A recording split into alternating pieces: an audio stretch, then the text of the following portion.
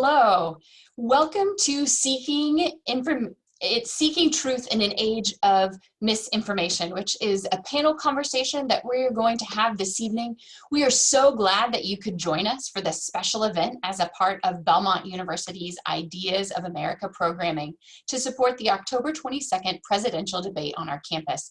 Before we go any further, let me take a moment to thank our debate sponsors, particularly HCA Healthcare, the City of Nashville, the Nashville Convention and Visitors Corp, and Ryman Hospitality Properties. We are so grateful to them and to the many other sponsors you'll find on our BelmontDebate2020.com website for making events like this possible.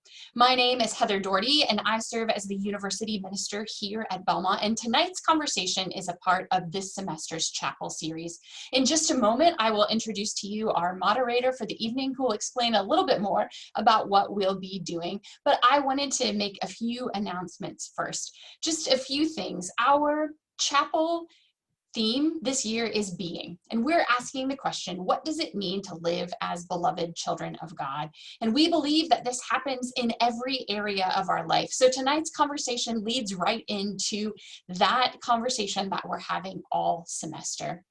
We will be having another debate-related panel next week. We're going to be talking about how Christians engage in and approach politics from their faith and what that looks like. So if you enjoy tonight's conversation, we would invite you to come back next Tuesday night for another conversation as we continue to explore these issues related to what's happening in our country right now.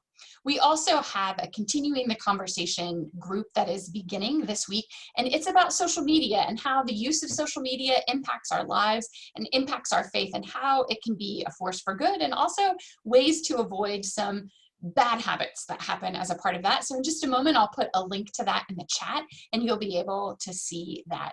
And then the last thing that I would mention is for any Belmont student, that university ministry staff have open office hours every day from 10 to 11, Monday through Thursday. You can join us on our Zoom room. It's a confidential opportunity to talk with someone. You do not need to make an appointment. I will also put the link to that in the chat in just a moment. As we begin this evening, I wanted to read just a few words from Psalm 46. I don't know about you, but as we enter into the next month in our country, things are a little bit crazy. We're going to talk about that a little bit more this evening, but I find comfort in these words from the psalmist in Psalm 46. It says, "God is our strength and refuge, an ever-present help in trouble. Therefore we will not fear, though the earth give way and the mountains fall into the heart of the sea, though its waters roar and foam and the mountains quake with their surging.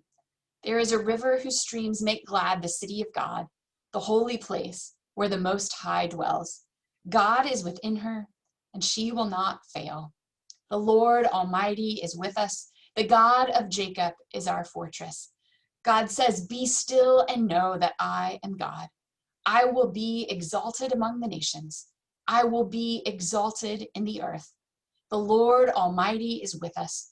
The God of Jacob is our fortress." And that's just a reminder today that no matter what we're facing, no matter what we're going through, that God is with us. And for that today, we give thanks. Well, I am pleased to introduce to you right now Josh Tenhagen-Rydell, who is the Assistant Director of Spiritual Formation here at Belmont. He is going to serve as our moderator for this evening. So Josh, welcome, and let us know what's going to be happening this evening. Yeah, absolutely. Thank you, Heather. As Heather said, my name is Josh, and I will be moderating our conversation tonight. And our panelists, you can hop on now, and we'll introduce you in a moment. So I want to just take a moment to frame our conversation, kind of why are we even having this conversation in the first place, seeking truth in an age of misinformation. It seems to me like not a day goes by without hearing something about news media bias, fake news, conspiracy theories, misinformation. I mean, this is just the world we're living in. And I think social media only exacerbates this problem. Anybody can post anything at any time.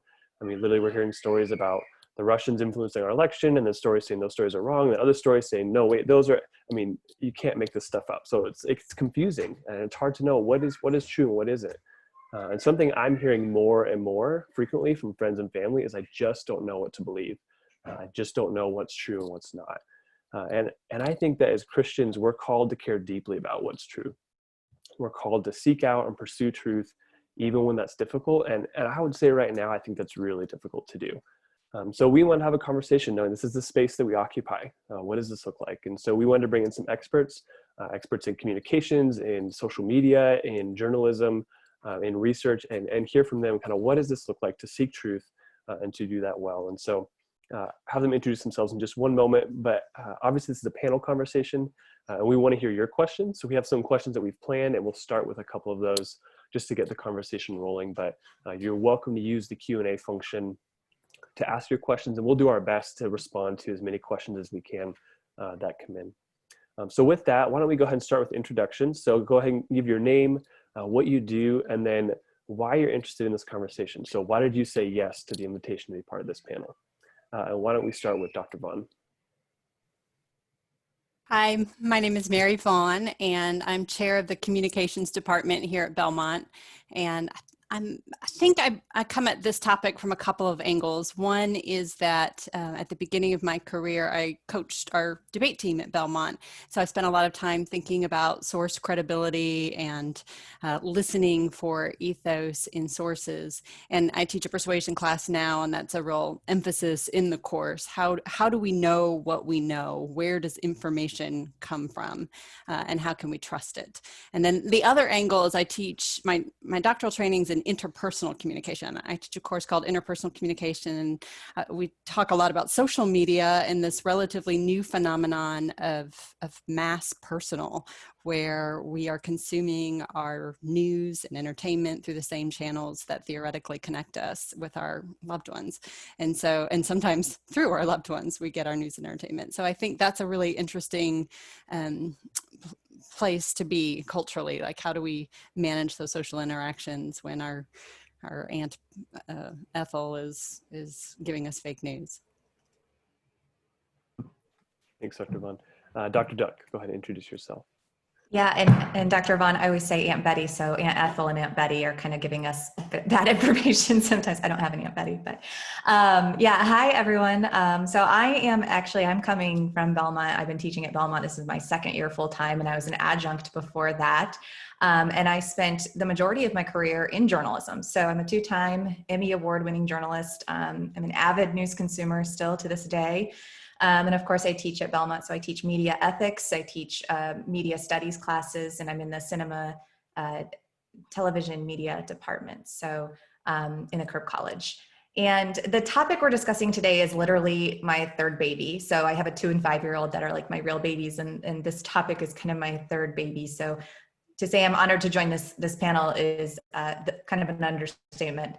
But I've always been interested in the interplay of emotion and misinformation, and COVID-19 has really heightened that for me, because the information we're consuming online can literally be a matter of life and death with COVID. We have to get the facts. We have to know the truth.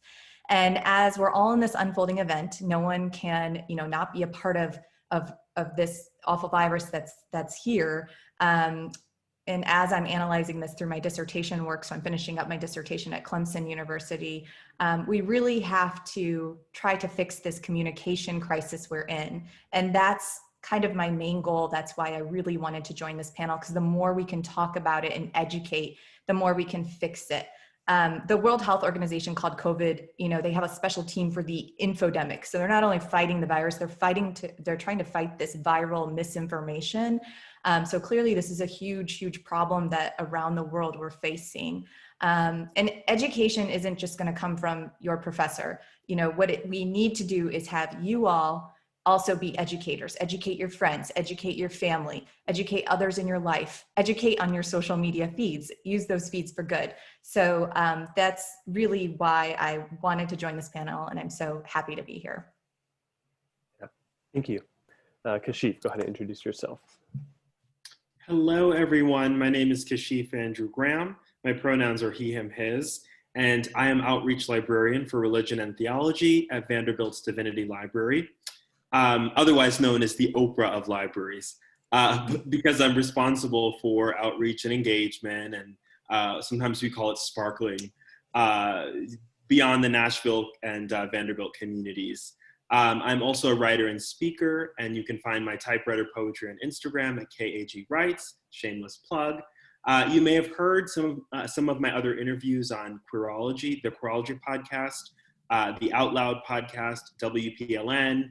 And I would say where I put my oar in to this conversation, so to speak, is really with the social justice component of information literacy. I think that when you know better, you do better. And I think in this day and age, information is sort of kept. And I think, what are the ways in which this deliberate unavailability of information contributes to social disparities is sort of the prevailing question for me. And then I would lastly say that as an information professional and academic librarian, I know that censorship is very real, and, which is a part of information parity. And so, I was once affiliated with a library, for example, that expressly did not buy LGBTQI plus affirming titles. And that raised sort of a question for me. What effect does that have on your student body? And that's an example of information parity. What effect does it have on your student body when the information that they need to be available to make a healthy decision about who they are is not available? So I come into this conversation definitely from the sense of the right to know and the right to be well informed. Yeah, thank you. And then Dr. Pethel, go ahead. Well, hello, everyone. Thanks for coming tonight. And the additional thing, so we've got people from all different disciplines here. So the different thing that I have to offer is that I come from a history background. And so I have a PhD in history, and I've studied most closely 19th and 20th century American cultural history and intellectual history. I look a lot at gender and race and politics. And, I've listening to all of you, I was trying to think about, the angle that I'm coming from and what I have to add to the conversation. And I think what history does is it provides a 30,000 foot view of things, because we're able to look, and I look quite often to parallels in history and also for historical patterns too. I always tell students that no single, that you've heard the phrase before that you have to learn history so it doesn't repeat itself. And I often say that history never repeats itself. You never have an event that's exactly like another event, or a person that's exactly like another person, but you do have historical parallels and patterns. And that's what I feel like we need to be looking at. And then you overlay with that information technology. And we've looked at information technology in many of the classes that I've taught this semester, going all the way back to the telegraph, but how quickly the progression of technology has happened in the last 15 years, that we have the internet that's born in the 1990s, social media that's born in the late 1990s, early 2000s, and then here we are with already disinformation, misinformation, and fake news. So I think we have to put all this in historical context and use that as a guide, as a way to solve these problems. But I teach with the Interdisciplinary Studies and Global Education division here at Belmont. So I teach both honors classes and global leadership studies classes. And Jen didn't mention this, but we are co-teaching a class this semester called Democracy, Media, and the Public Sphere. And that certainly is what piqued my interest to join this panel. And I appreciate the invite. Absolutely. Thank you for those introductions and just even contextualizing where you come to this conversation. I think that's really important and really helpful. Just a reminder before we jump into the questions, if you have questions at any time, please enter those into the Q&A function in Zoom, and we will get to as many of your questions as we can a little bit later in the conversation, but you're welcome to start entering those now or any time in the conversation. So I want to start with just talking about bias, because one thing that I hear frequently, at least, is accusations of bias, news and reporting. And to be clear, I hear this accusation from and toward all sides of the spectrum. And something that I hear kind of following that troubles me is, oh, well, that's bias, so we can't trust that. And what concerns me about that is then actual information, actual facts, actual good reporting is dismissed because we don't agree with the conclusion, and we sort of use bias as a way, as an excuse to dismiss something. And so I think it's really important to know, when we're talking about bias, that's a serious accusation. So what does that mean? And so my question is really a two-part question. One, how do we recognize bias in information and reporting and news? And two, how do we know when the bias is actually so significant that it undermines the integrity of what's being reported? So again, how do we recognize it, and how do we know when it's severe enough to be problematic? And Dr. Duck, why don't you at least start? Any of the rest of you are welcome to jump in, but Dr. Duck, why don't you go ahead and start with responding to this question? Yeah, of course. And Josh, I think you bring up a tricky, you bring up a point that's really, you kind of hit the nail on the head. Like, bias is a tricky thing, and we want to just label it all the time. I would kind of bring it back to, since we're talking to students and all of you online, as a college student, if you're writing a research paper, you wouldn't just quote a source that's not factual. Your grade's going to go down. It's just not right to do, right? So as a student, how do you know it's factual? You deploy your healthy skepticism, you deploy that critical thinking, you look for peer-reviewed articles, you Google the author or publication that's writing about the information. You dig deeper than just that About Us page on the website, because you know they're going to have a glowing review of themselves. So you have to go further. You have to kind of go into the rabbit hole of what is this source. And you fact check. I mean, it's kind of that simple. That's what you're doing when you're writing a paper. And I encourage you to use those fact checking websites like factcheck.org, PolitiFact, Snopes, in addition to Google Scholar, which you use for your papers when you're writing papers for classes. Use those as you're reading news as well. So pause and research before you post. Before you post your paper, you do that. Before you post your social media, do that first. Also, I want to note, since, I was a working journalist and am a working journalist still, but for 17 years full-time, that's all I did. So I come at this from a kind of unique perspective, but I think journalists are misunderstood. Journalists, by true definition, journalists who abide by the code of ethics are gatekeepers of fact and truth. When you sign up for the job, that's what you do. You abide by these codes of ethics by the Society of Professional Journalists. Social media doesn't have those gatekeepers. They don't have a code of ethics, and it's a real problem. Lulu Navarro, she's from NPR, she posted something that really stuck with me, and I felt so compelled to retweet it, which says a lot, because I'm not on Twitter constantly, but she said, quote, please get your news from credible sources of information at this time that are fact-checked, have editors, and give context. Hot takes, opinions, and conspiracies are not helpful to this crisis. So she was talking about COVID in this. So I think you just have to spend time evaluating sources, taking time to see if that source is credible, if that reporter too is, working with a credible organization, and don't be fooled by the pundits and clickbait. Pause before you repost, especially, because then you're contributing, whether knowingly or unknowingly, to misinformation. So it's a really important thing to understand, but I also think don't get too wrapped up in the hypercriticism that you can't trust anyone. That's just simply not true. And I can tell you that from experience in working in these organizations. I couldn't just post a story. It had so many layers and channels and editors to go through. And I worked for network news organizations, so I can speak to that. I worked for local news organizations. There was always an editor above me. So that's just something to kind of keep an eye on, as you're reading news. I can add to that. These are all things that are just supporting what Professor Duck said. I mean, you've got to move, especially because your news is coming in through your phone and you're looking at it through your news feed. You have to move beyond the headlines. You can't don't just look at a headline and then like or repost without reading the entire article. And another tip would be that just because an organization or a news outlet sounds credible doesn't mean they are.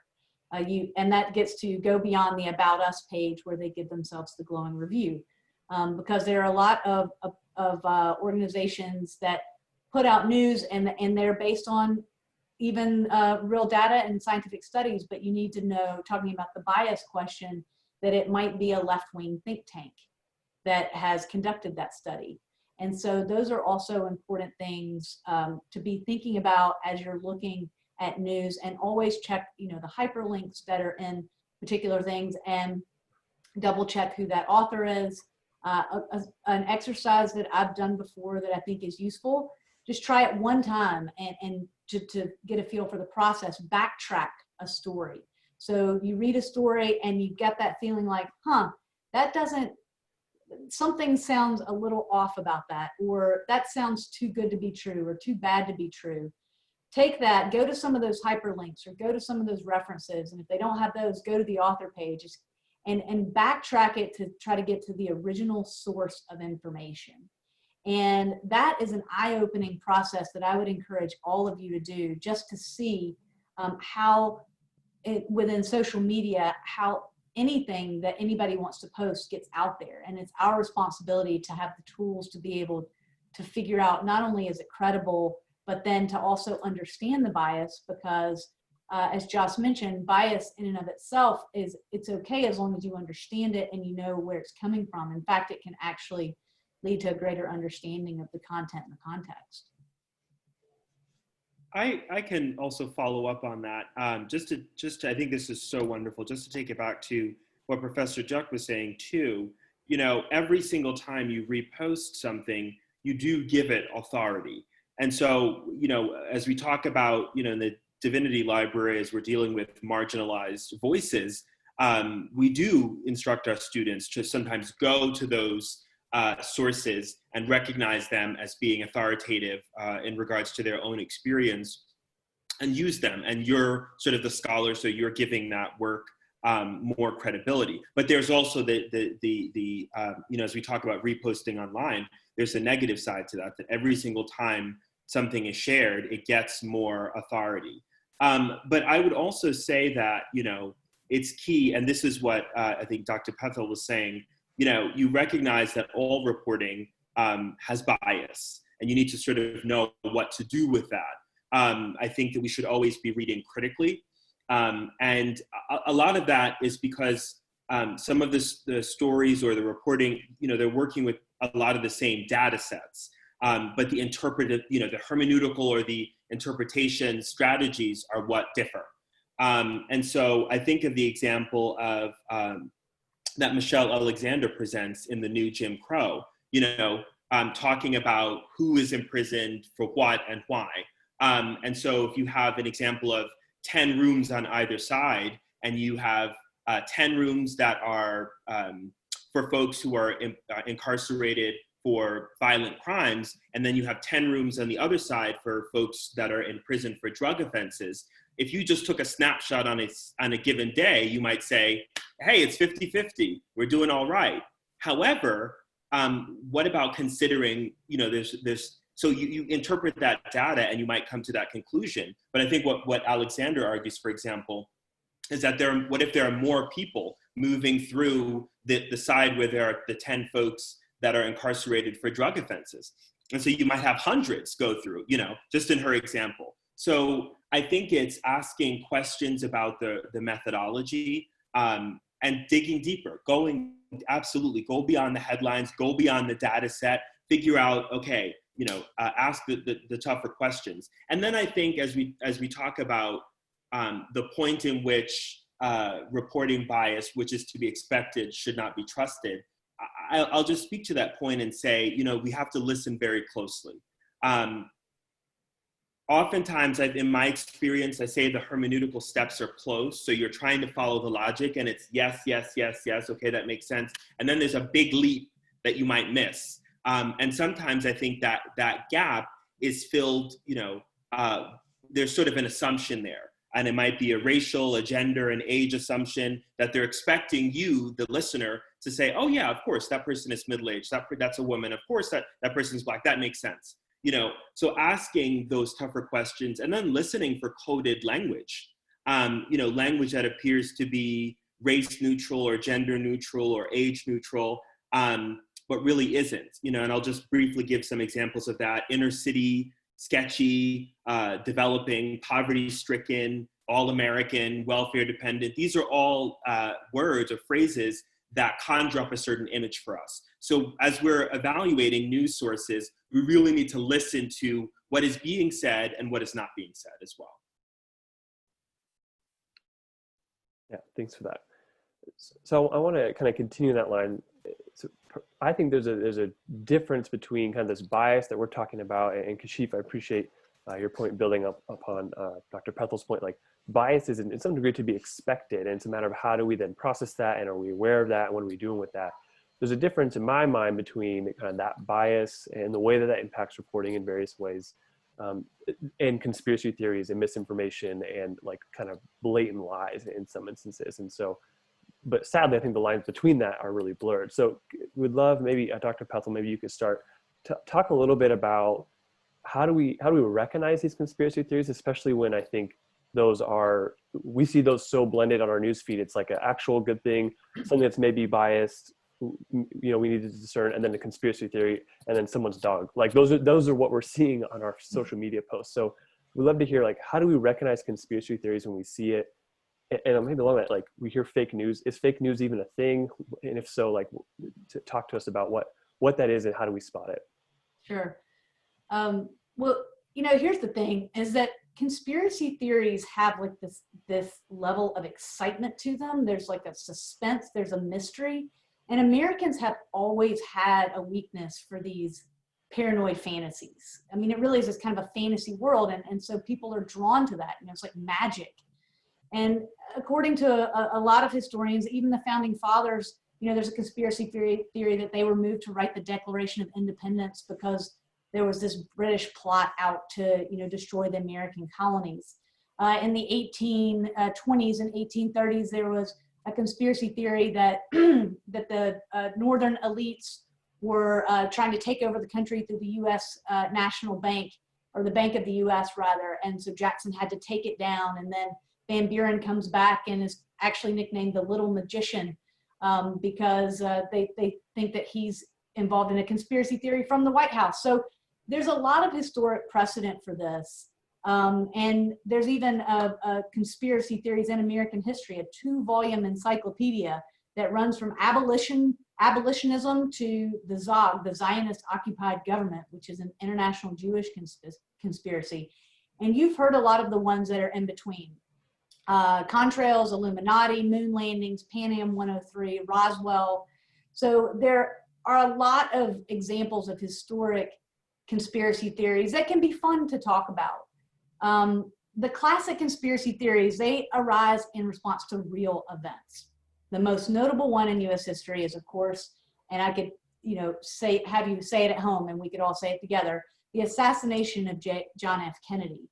And another one would be the terrorist attacks of September 11th. In the last decade, we've had birtherism, which questioned Obama's birthplace and religion. And you even have recent conspiracy theories that Supreme Court Justice Antonin Scalia was murdered. So these theories, they argue, they constitute a form of explanation, an alternate form of explaining an event, however inaccurate they can be. And they're also hard to refute completely, which is why it's difficult to get rid of them. For example, were you on the moon when Neil Armstrong took one small step for man and a giant leap for mankind? We weren't there, so we can't directly refute it. But there has been a somewhat of a shift, and I think that's one reason why we're having this panel and this conversation, because conspiracy theories have become much more widespread, they've become much more mainstream. And for a lot of amorphous groups like QAnon, there isn't even an explanation. There's not even an event to explain. It's conjured up.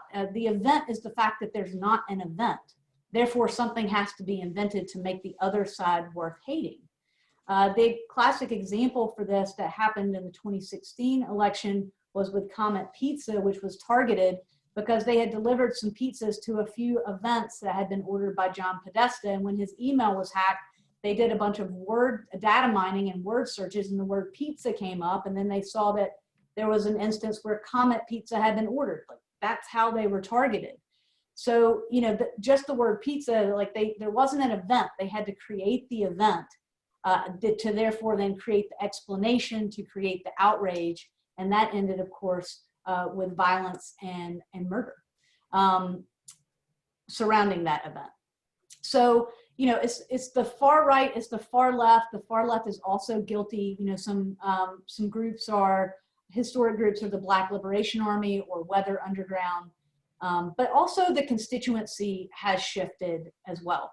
And that we just are living in an age because of social media, and you've got 90% of anyone between the ages of 15 and 25 that are on social media, and the rates for adults are much higher, over 70% now on social media. So this stuff can just spread like wildfire, and this is breeding political extremism, and political extremism breeds conspiracy theories. And political extremism is associated with black and white thinking, in which social stimuli are dichotomously classified as good or evil, positive or negative, and the like. And that is a quote from an article written by some Dutch academics looking at the Netherlands and looking at political extremism. So that's a longer answer than you want, but now I'll hush. But I just want you to know that conspiracy theories have been part of American history for a long time. They are much more intense. They are much more widespread. And I hope I've given you a couple of reasons to help explain that. And I think that in looking at fake news and again, social media as a portal, not a publisher, we've got to figure out how to break this cycle. Thanks for that. I appreciate the historical context is really helpful. And even as you're beginning to respond to that, we had a question pop in kind of saying like, hey, what does it look like across history? Because I think it's easy to sort of have a myopic view of this is only like a 2020 thing, and realizing, no, there's like a whole context in which this is coming in. And even your comment at the very beginning of, we just as a culture like mystery and intrigue and these kind of huge flashy things. And I think being aware of those social dynamics is super important. Kashif, did you have something you wanted to add to that? Yes, well, I was going to add that, I do think that fake news, of course, is a term that was created to delegitimize undesired information. And of course, a lot, in the time that was created, there was alternative facts, and that has, not endured. But I was just going to say, though, to Dr. Pathel's point, I think that conspiracy theories are not necessarily, they're not inherently bad. I think that there have been, groups, for example, that have in America that have conspired as to how they might, secure their place in, say, the American caste system, for their posterity. Or, in the 19th century, before it was legal to use cadavers for medical research, physicians often relied on grave robbers, or resurrection men, they called them, to acquire bodies for them. And these bodies were often taken from unsecured Black cemeteries.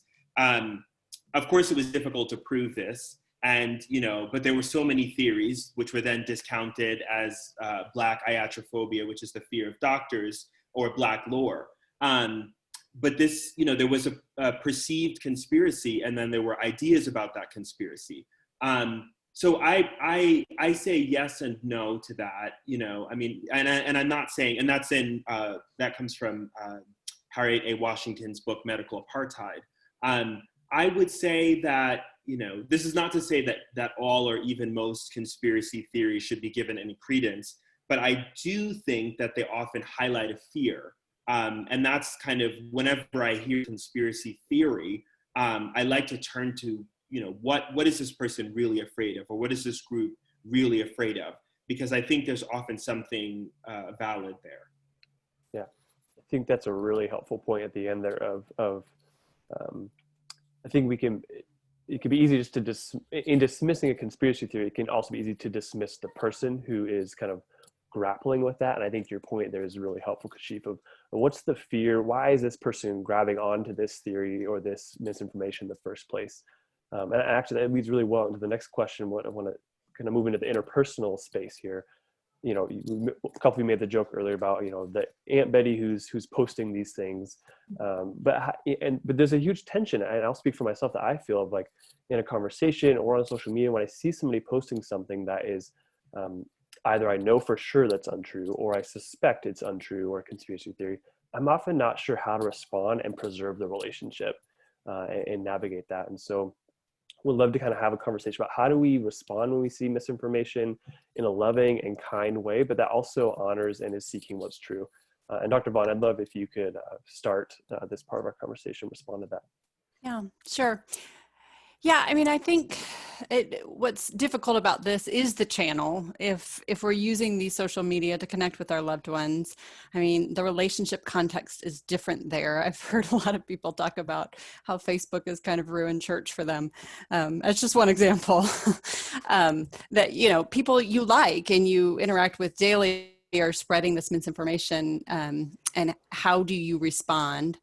I think my gut, well, and I will say this, I think there also are ill-intentioned people, you know, spreading misinformation, and I resent the fact that they're getting my Aunt Betty to believe that. So I think there's a place to go in and speak truth to power in those situations. But like with our loved ones, I mean, that's a different matter altogether. And I think some of the better strategies go back to just those good interpersonal skills of using I language and using private message and not trying to shame your loved one publicly, and posting different kinds of information. For example, in relationships that I've had where this has been a problem, I've had real success in sharing Snopes. Snopes is a great tool, and getting my loved one to use Snopes to actually check things before they then post. Because, I mean, there is like well-intentioned people who just get sucked in and spread that news. So I think that's a different case. In the case of, you know, these other instances of fake news where, or of false news, I mean, people intentionally, and I would say one thing here is to look to complicated issues. I think misinformation breeds in complicated, high stakes issues, and that's where you get manipulated data and just, you know, intentionally false information that's preying upon those fears, you know, as Kashif said. Yeah, and I think, you know, just to lead off of that, like Dr. Vaughn, you said something that I do as well. You know, it's a tricky time because we're in quarantine. So eye contact might be something where you're like, well, we don't see people, but there's really some silver linings to this time we're in. Like the best way to do this is with those real, honest, and civil conversations. So we're all on Zoom. Hello. We're all here, right? We're all on FaceTime. We know how to do it now. We've been forced to learn how Aunt Betty and Aunt Ethel have to do this to talk to us. And we can engage them. We can have these conversations, but there's not a, you know, soundbite that's going to click with people. There's not a quick answer. It's going to take long conversations. And I have to say, I have someone in my sphere that believes these conspiracy theories, and it's really hard. And this has been a really hard conversation for months. It's not something I'm solving, even in all that I study and all that I do, that I can just snap my fingers and it's solved. But I try to find the common ground. I try to find ways that we can have conversations and they trust me and understand me. And this is, you know, in this case, someone who's known me for years. But also, even aside from dangerous conspiracy theories, Dr. Pethel brought up Pizzagate, which was awful in 2016 and did lead to violence. You know, we got to be very cognizant of that, and we have to nip it in the bud so things like that don't happen. But I also tend to DM, which Dr. Vaughn brought up, DM people on social media, make them pause to read my message. And I send a thoughtful message. I find that common ground first. So the other day I did this with a high school friend, and it's been a while since I've been in high school. So I haven't talked to this person in 20 years. And we kind of keep up on Facebook and like the photos of each other's kids. But I went in and I started a DM and I was like, your family pictures are so cute. Your girls are so cute. I'm so glad you're doing so well. And then I tackled the issue at hand and I said, you know, I'm a journalist. And in this case, someone was posting that journalists were, you know, sex traffickers, which I, you know, as much as I would just roll my eyes, I also am like, okay, let's just talk about it because it's really harmful And it's spreading that message of you can't trust anyone, you can't trust news sources either. So I just said, I've been a journalist for 17 years. Do you really think I would do that? Like I have two beautiful girls of my own. And we had this really nice conversation, and she just said, oh my gosh, like, I'm so glad you wrote. And that I did 2 direct messages. So I'll tell you 2 instances. The first one said, I'm so glad you wrote. I really liked a wackadoodle post, didn't I? Quote unquote. And I didn't say we kind of continued that conversation. The other person did not write. And I think that's where, I, again, hadn't talked to that person in 20 years either. But in that case, I would try to go on and just send them factcheck.org posts, Snopes, as Dr. Vaughn brought up, PolitiFact, but do it with civility and do it with kindness. If you attack and you're hard-nosed and kind of abrasive with it, it just backfires. So in terms of being just a good person, you want to be kind anyway. So you just need to kind of embrace that, kindness and common ground and truth, get that truth out there. You absolutely should. And you absolutely should correct in a right way, fact check, help with those, fact checks that you can put on their time in their DMs, or if necessary to correct the record, like, hey, I got confused by this too. Here's a fact check that helped me sort it out. Use that kind of language. And then, the other thing to say though, is if someone's being abusive, which I've had too, you got to turn off the noise and you've got to disengage. So that's where social media, I think we get behind our keyboards or we get behind our phones, and people kind of just spout and can say really hurtful things. And that's where that like connection on Zoom or FaceTime, or that connection and a real nice, long, thoughtful, direct message to someone on social media might make all the difference. Thanksgiving is just around the corner too, so you'll probably be talking to more relatives. But I do think just having those nice, long conversations and saying, you know what, I kind of see where you're coming from, but will you hear me out too? And see if they can just meet you there, just to hear you. Because we've gotten to a point right now where we're not even listening to each other. It's just all noise in a lot of cases. And I think that can be frustrating, but just try to hear each other out. And I think that, there's a lot that comes from that. Yeah, thank you. I appreciate that. I think all of what both of you shared is really helpful. And what a theme I heard from both of you is lean in to those hard conversations. And circling back to, I don't remember who said it earlier, but like I heard the word responsibility a few times, and recognizing we are responsible consumers of information, and we're responsible, to our neighbors and to the people we love and care about, in pursuing truth. And those are hard conversations. I'm also having those same conversations, and they're uncomfortable. But I appreciate both of you encouraging, even me, like, yeah, keep having those conversations, keep showing up. They won't always show up, but some people will, and it will be fruitful and impactful. So thank you for that. We probably have time for one more question, so I'll kind of focus it on for Kashif and Dr. Vaughn. But I want to talk a little bit about, as we wrap up, like, how does our Christian faith inform this? So kind of how does it inform how we seek truth, how we process information? But then we also had a question come in that I think fits really well with this, is this person was kind of exploring, how we see even within some faith circles, misinformation being spread, and that kind of leading to folks leaving the church or kind of, distancing themselves. And so how does your faith impact how you seek truth and kind of process the misinformation? But then maybe thoughts you have on how all of what we're talking about impacts our institutions of faith and faith communities.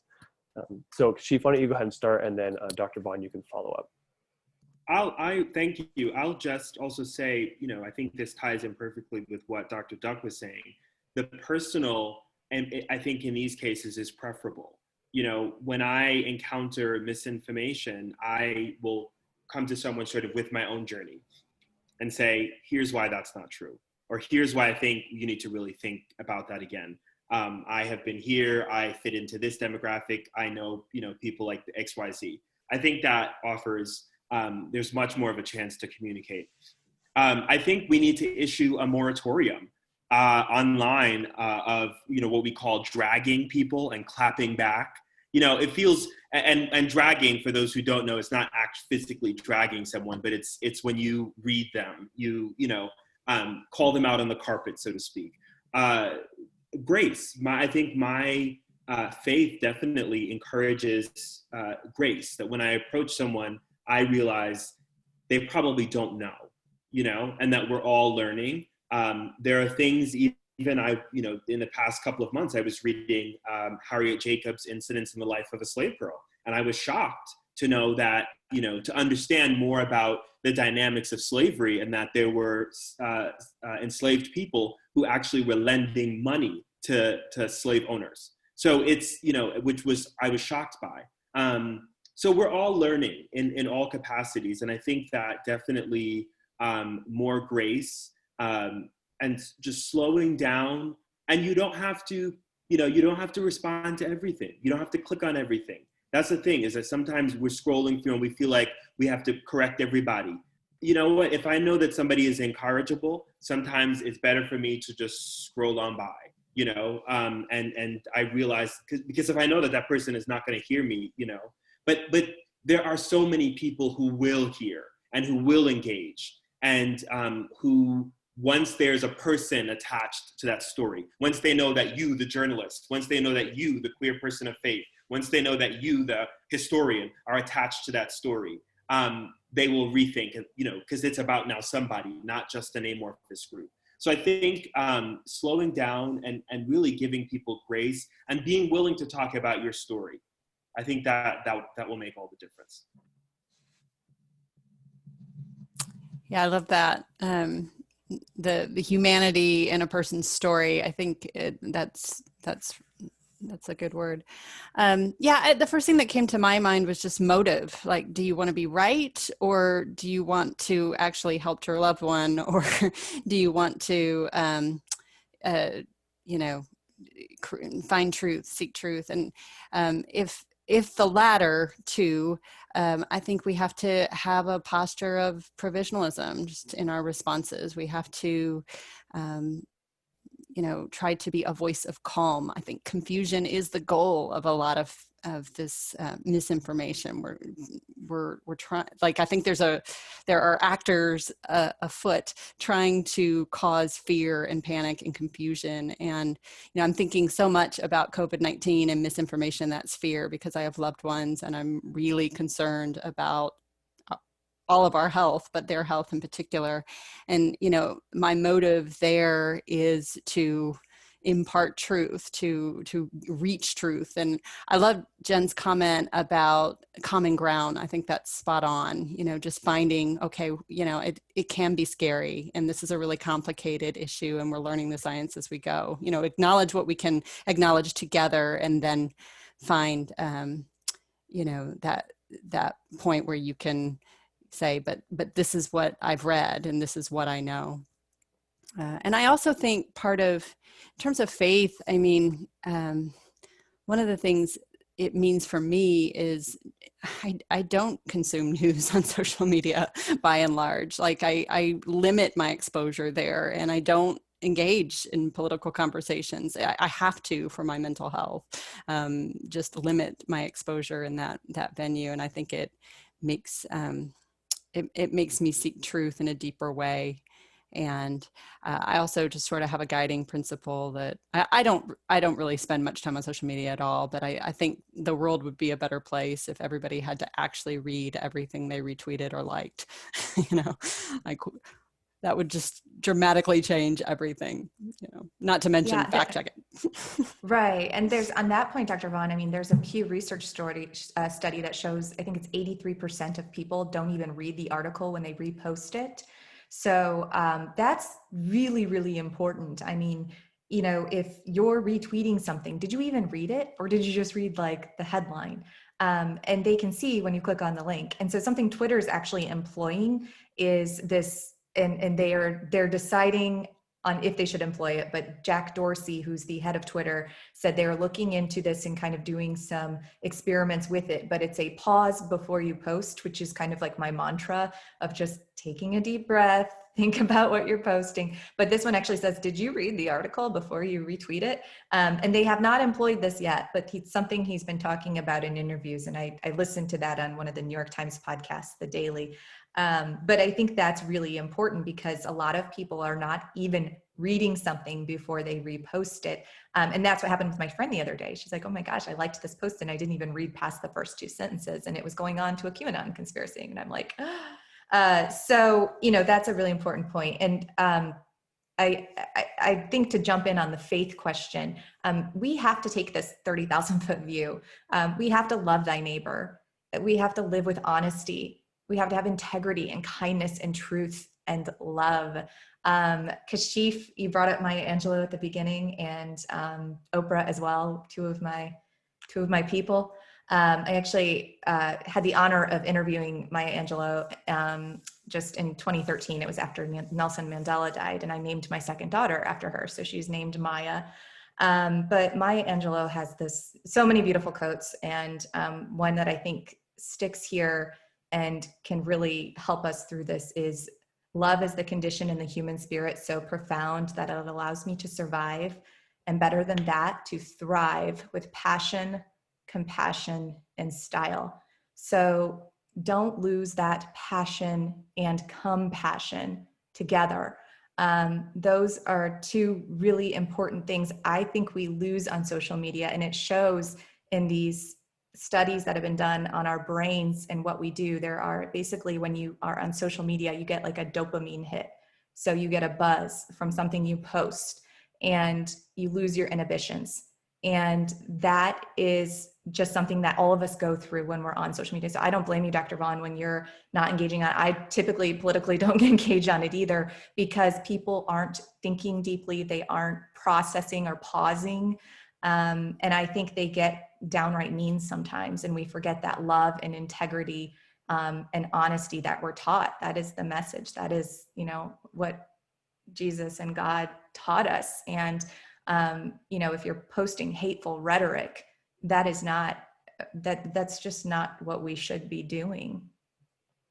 And if I could, since I also want to weigh on this, since everybody else has been able to talk about this whole topic and looking at it from faith. One, I think an additional point, and I love that quote you just read by Maya Angelou. I want to read one by C.S. Lewis real quick. He said, I think trying to balance faith and politics, and C.S. Lewis wrote, quote, I believe in Christianity as I believe that the sun has risen, not only because I see it, but because by it I see everything else.